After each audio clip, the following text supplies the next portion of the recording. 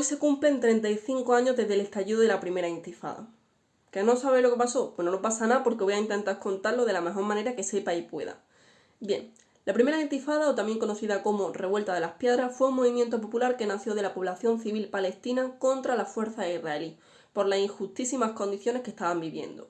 Tenían que soportar una gran tasa de desempleo, represión, restricciones de movimiento y ver cómo su derecho a autodeterminación como pueblo era vulnerado diariamente. La palabra intifada viene del árabe y significa liberarse de algo, y el hecho que terminó por prender la mecha de la intifada fue el asesinato de 4 trabajadores palestinos del campo de refugiados de Jabalia, que fueron embestidos por un camión militar el 9 de diciembre de 1987. 2 días después comenzaron los enfrentamientos entre jóvenes palestinos y el ejército israelí.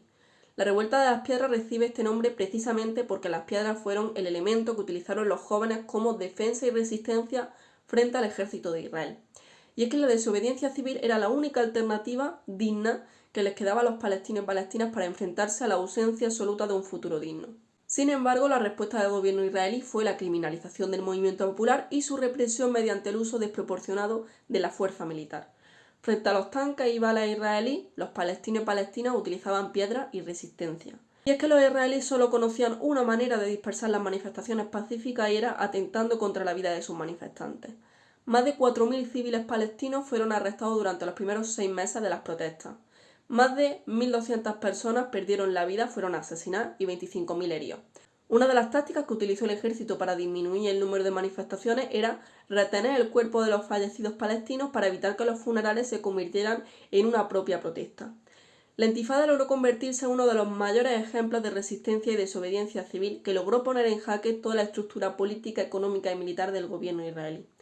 La identidad palestina seguía existiendo y su existencia era en sí mismo un ejemplo de resistencia frente a esos intentos de Israel de hacerlos desaparecer. Pese a los inicios espontáneos de la intifada, al poco tiempo surgió el Mando Nacional Unificado, entendido como una herramienta para organizar protestas palestinas y proponer nuevas acciones capaces de coordinar a los distintos grupos sociales. El Mando Nacional Unificado se mostró totalmente contrario al uso de armas de fuego en las protestas porque defendían la no violencia.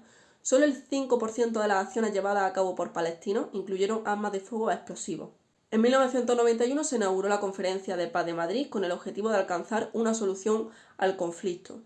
Por primera vez los palestinos y palestinas tenían la oportunidad de negociar con el gobierno de Israel, sin embargo después de un año de negociaciones el gobierno israelí mostró muy poca voluntad de negociación y querían mantener las ocupaciones en el territorio palestino. El primer ministro israelí, Isaac Rabin, fue una de las figuras más destacadas en estos intentos de llegar a un acuerdo pacífico. Sin embargo, casualmente fue asesinado en 1995 por un exaltado nacionalista israelí tras la presencia del primer ministro en un acto multitudinario que tenía como eslogan "Sí a la paz, no a la violencia". 70 años después, el conflicto sigue activo. Aunque a las televisiones ya no interese contarlo, los palestinos y palestinas siguen siendo masacrados por un Estado que es cuanto menos terrorista. Y es que, a pesar de la ocupación israelí, de las denigraciones diarias, de los asesinatos, del abandono internacional y de la pobreza, el pueblo palestino sigue prefiriendo la resistencia.